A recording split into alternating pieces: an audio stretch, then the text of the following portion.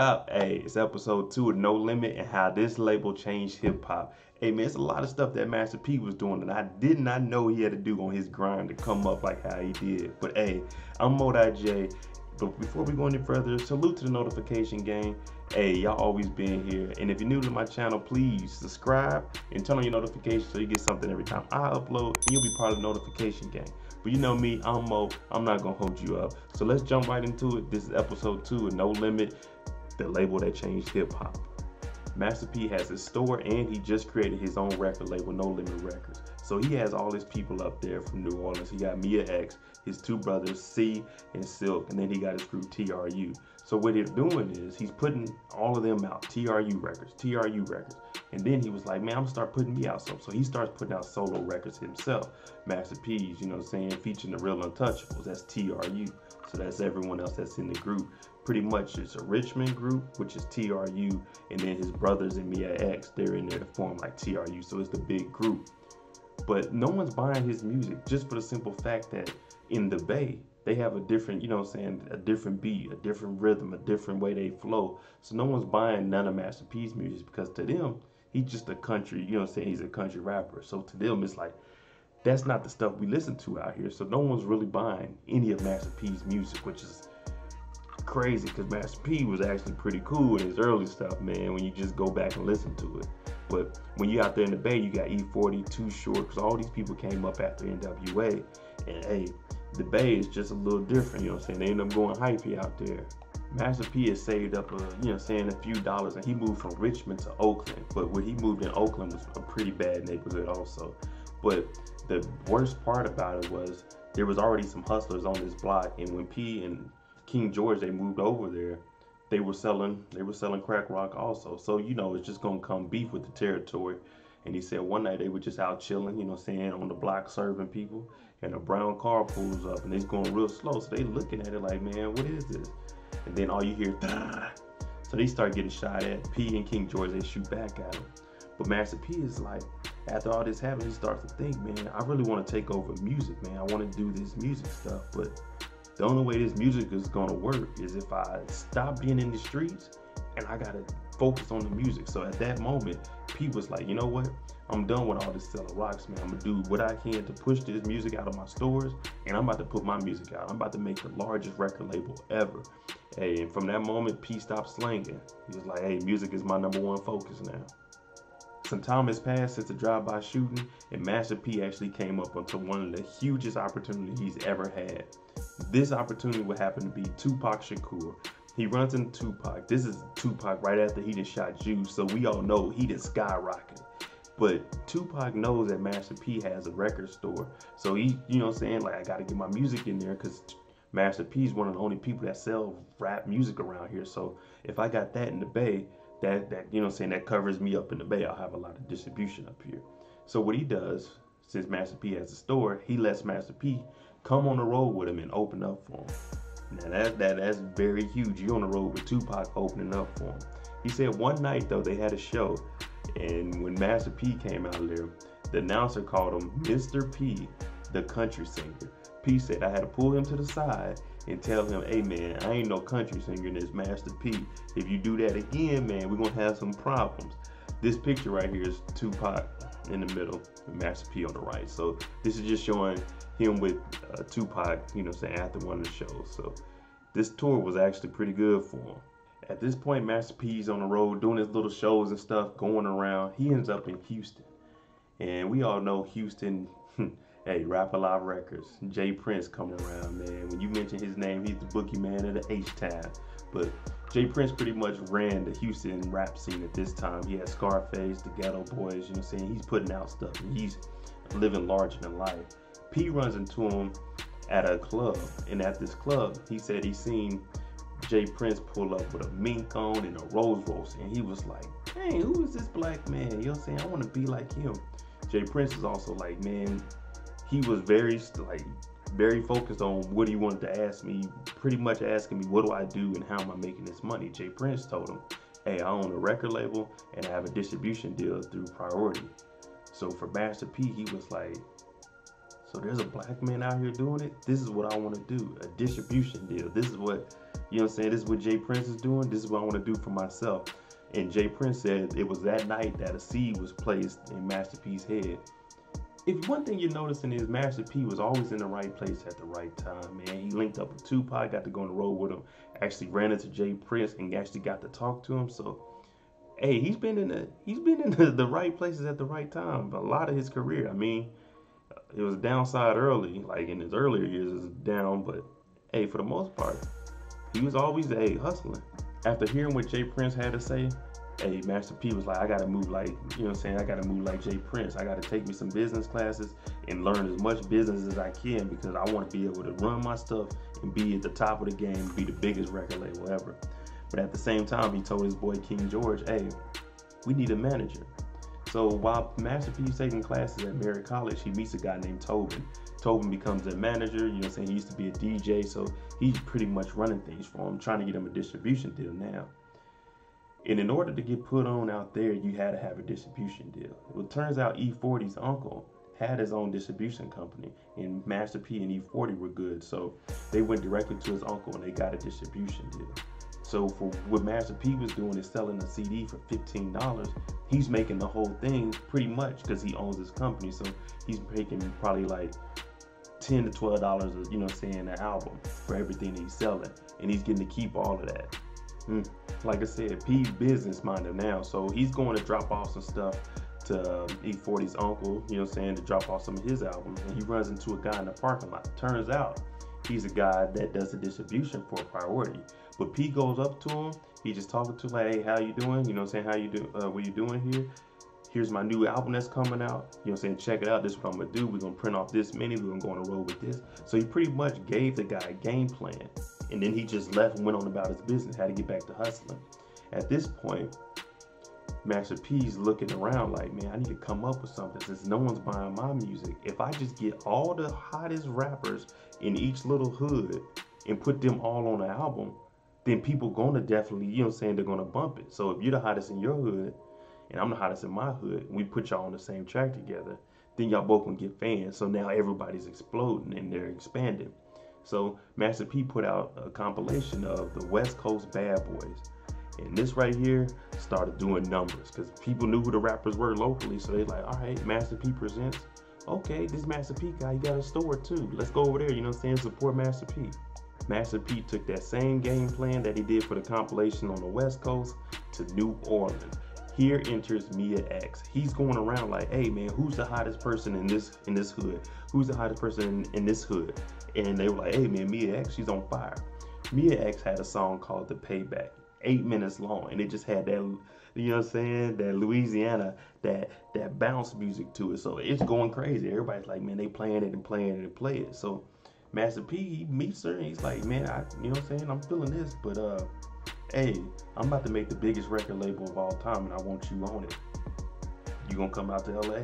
Mia X said, hey, at that point it was like, hey, I told my mom and them, hey, I'll see y'all later. I'm going to LA. I'm about to go, you know what I'm saying? I believe in Master P. So that's how Mia X became a part of the No Limit Records. So P started to expand further and further on his group of No Limit Records. You got Mia X out there. You already got TRU out there, his brothers out there. So he meets another guy, Mr. Swerve on. He always knew and was like, man, if anything you ever need help, let me know. So, you know, he talked to P and was like, hey, yeah, you know what I'm saying, I need a little help. So P was like, hey, stay alive till the morning. I got a record label for you. I'm gonna fly you to California. He said when Mr. Swerve on said when he got to California, they had No Limit Jacksons, everything just stitched up and ready to go. So at this point, it's like, hey, let's hit the ground running. Let's start putting out music.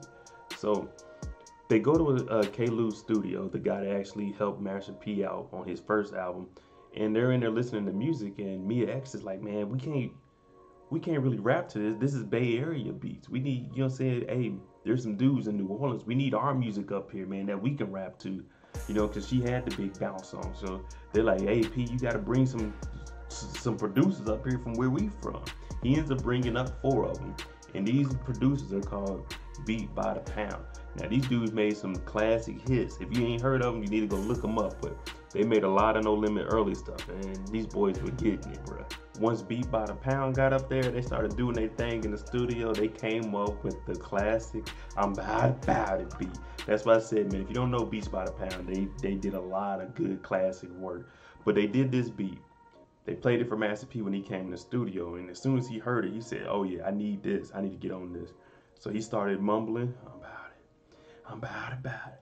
And Mia X was like, okay, cool. And Master P said, once he dropped the hook, he did his verse, he knew it was a hit. And once they dropped that, this song took off like wildfire. I'm talking about this song was played everywhere, especially in the South. I'm from the Midwest, and we were bumping it in the Midwest. So this song is everywhere. And at this point, he's starting to, he took off. This is Master P, I'm About It. This is like the first song nationwide that he heard. At this point, record labels is calling him. And everybody's like, okay, hey, we want you. He actually goes to Interscope and meets with Jimmy Iovine. And he's like, hey man, I'll cut you $1 million check. Master P got up and left. And he said, if you leave, you won't ever get a record deal in this, you know what I'm saying, in this city, in LA. And Master P's like, I don't want a record deal, I want a distribution deal. So at this point, Master P leaves that $1 million because he felt if they're gonna write you a check for $1 million, that's just the low ball. If they think you're worth $1 million, you're really worth $100 million. And Master P left that. He left $1 million on the table. People say he was crazy, but he was smart about what he was doing. So Master P leaves this $1 million record deal on the table. He doesn't want the $1 million record deal. He wants a distribution deal. Now he remembers that Jay Prince has a distribution deal, but he doesn't know the terms of it or what you need to negotiate in it. So he looks around and he actually finds and gets in contact with Michael Jackson's attorney. So the attorney tells him, before I can even sit down with you, I'm gonna need $25,000. So Master P goes and he gets the money. He comes up with $25,000 to have to sit down with this attorney. So he asks him, what is it that I need to know, to get the best kind of distribution deal? The lawyer told him, well, if you're gonna get a distribution deal, tell him you want it to be 85-15, 85 your way. That's how you'll make all the money and you'll get to keep all your masters. So Master P puts that in his head like, okay, 85-15, okay, that actually sounds pretty good. Meaning I'll get 85 cents out of every dollar. Okay, yeah, I'm with that. So he got the advice, and this right here is about to propel Master P to one of the best deals we ever seen in hip hop. 1995, Master P meets back up with Priority Records. You remember the guy he met in the parking lot? Yeah, he actually called Pete back because at this time they didn't have anything new coming in. They had, old Ruthless Records on Priority, and they had Ice Cube on Priority, but they didn't have a stable of new artists coming in. So the guy's like, hey man, this Master P guy is good. He sold 300,000, records on his own, so we need to get him now. When Pete comes, he tells him, hey, I want it straight up. I want an 85-15. So he gets an 85-15 distribution deal. It's never been done in hip hop. It turned out to be 80-20 because they gave him $250,000 upfront cash to, start putting out more songs and things. So at this point, Master P is on top of the game. No one's ever seen or made what Master P was about to make off an album. He's keeping about $13 to $14 off of every album with major distribution across the United States. It's never been done before. Pete was really doing this. He was really putting in work out here, doing his due diligence. All while Master P was getting his distribution deal, Cash Money had sprung up on the scene, and they were on fire. At this point, they weren't signed. They were still an independent record label, but they were doing their thing. The only downside about Cash Money was they were on fire. They had a record deal, but they didn't have national distribution. So they were just pretty much local rappers. And this wasn't what Birdman had in his mind. Birdman was thinking just like Master P, like, I want to be big. So at this point, there's no issues between Cash Money or No Limit. So Birdman's like, hey, I want to, have a little sit down with Master P and see if we can talk some business. So they end up having to sit down at a diner. It's Birdman and Slim, and then it's Master P. They all meet up, and Birdman's pretty much like, hey, I have an artist. I want to run them through your distribution deal. And Master P was pretty much like, nah, we can do some business together, though. Pretty much saying you'll be up under me. But they didn't see eye to eye on that. And Master P said there was no hard feelings. It was just, this is business. Like, you know what I'm saying, I'm working my way up for my label. I can't really be worried about another label on my distribution deals that I put together. You know what I'm saying? So he said when they left that, it was no bad feelings. So I mean, we always wonder like why Cash Money and No Limit didn't work together. I'm sure that had something to do with it, but he said there's no hard feelings. It's just business, Birdman. That's all it was. Of course, we always know money is the root of all evil. It's gonna make or break you. So once they got this big deal, they started, you know what I'm saying, selling records and everything. Rumors started going around that King George and the manager Tobin were gonna get a side deal with Priority and do their own thing. So Master P's like, I put all this together and y'all gonna like turn y'all back and try to run off and do your own thing? So at that point, he told everybody else in No Limit, hey, King George and Tobin, they're no longer part of No Limit. Like, if y'all can go do your own thing, go do your own thing. But what I'm trying to do is build up No Limit Records and take us to another level. And he said they just didn't see the same thing, the same picture that he saw. Now, we don't know if they went and got a deal on their own or if they were even trying to, but that's what was, you know what I'm saying, was told to Master P. So for him, he had to protect his company. Like, hey, man, we ain't gonna do no business with them. So everybody else, beat by the pound, me, X, and all them was like, hey, man, we ain't here but for nothing but to make music and support you, P. So we gonna stick with you, man. We gonna keep putting out these No Limit records, man. You know how we do. So what does Master P do after all this? He gets in the studio and he gets back to making music, and he comes out with the next street anthem, Mr. Ice Cream Man, Mr. Ice Cream Man. Now, I don't know if y'all knew that song, but that song was hard. When I was younger, I used to listen to that thing non-stop. I ain't gonna lie, just the beat, just, I guess, hearing the Ice Cream, like, hey, man, like Master P, when he came out with Ice Cream Man, it's pretty much another way of selling white. Not vanilla ice cream, but that white, you know what I'm saying, that Coke. Pretty much saying Master P is the man. If you want something, I got you. I'm gonna serve you, man. Just like the ice cream for the kids, hey, I got this for everybody. Master P put this out and he started flooding the streets with it. Like, Priority couldn't do nothing. They couldn't keep up with it. Master P went gold, then he ended up going platinum. Once it hit gold, they didn't even expect it to go platinum. They didn't expect it to go gold. They just thought it was gonna sell maybe 100, 200,000. But this thing took off, and it's really put Master P on the scene with Mr. Ice Cream Man. No Limit Records is, they somebody that you need to know about this time. Like I said, man, this time Master P, he's blowing up, man. That Ice Cream Man is everywhere, man. You gotta hear that Ice Cream Man. All the dope boys were listening to it, and what they would do to promote their stuff is they would give homeless people shirts, and they would just go to all the hoods and give all the, like, the dope boys whatever song he was pushing, because if the dope boys are listening to it, everybody's gonna listen to it. The homeless people, like I said, they'll have t-shirts that's free promo. They just walking around, No Limit Records. So at this point, Master P's skyrocketing. 4080 is a magazine, and Master P felt that he was so big at this time, like, hey, I gotta have my solo cover.